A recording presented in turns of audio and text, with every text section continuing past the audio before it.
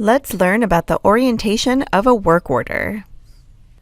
The work order record is the heart of this program and is the source for most of our reporting, so it's important that we're familiar with the orientation of this record area. We want a work order for any activity we need to manage or report against. In the General section, we have the different status options. Open is for active work orders. We're aware of these and they're on our to-do list. Hold is for those that are waiting on something, parts, approval, etc. As an impulse manager, I can determine these hold reason values. Canceled typically means the work order was initiated and was not completed for whatever reason, but we want the history and intent. Having this history is the big difference between canceling and deleting a work order record. The final status is closed. A closed work order is when the job has been completed and all necessary details used for reporting have been captured. This record is sent from our active list to our history list. If the work order was initiated from a maintenance request record, these fields will populate the request ID and the name of the requester. The work order type is where I can designate what kind of work is being done. Using work order group, we can further categorize this work order activity.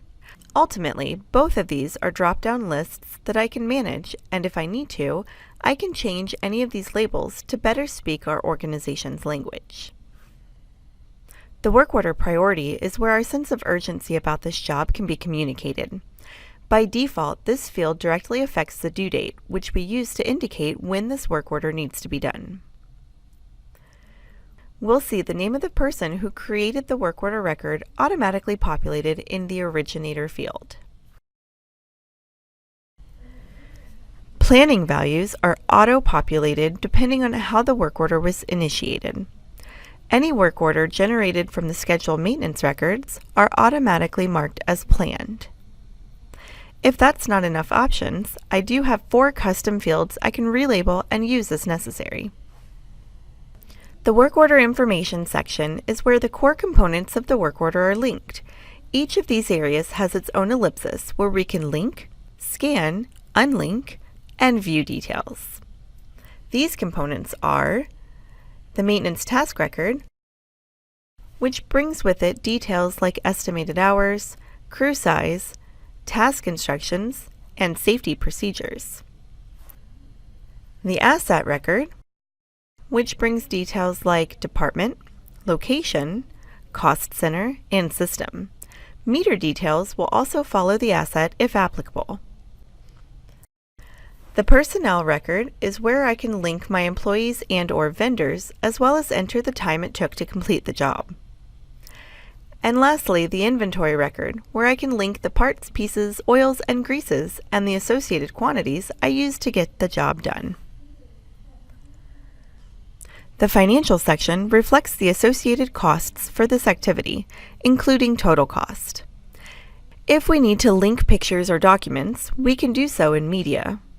And if we need to add more information about this activity, we can enter it into the comments over to the right. Once all necessary information is entered into the work order, my maintenance technicians can mark this job complete and populate a completion date here. When I'm ready, I come to the financial section to close this work order and send it to history for reporting. Now that I understand how the work order record is set up, I'm going to clean it up to simplify the process, because ultimately, my work orders will be built to feed the reports we'll use for decision making.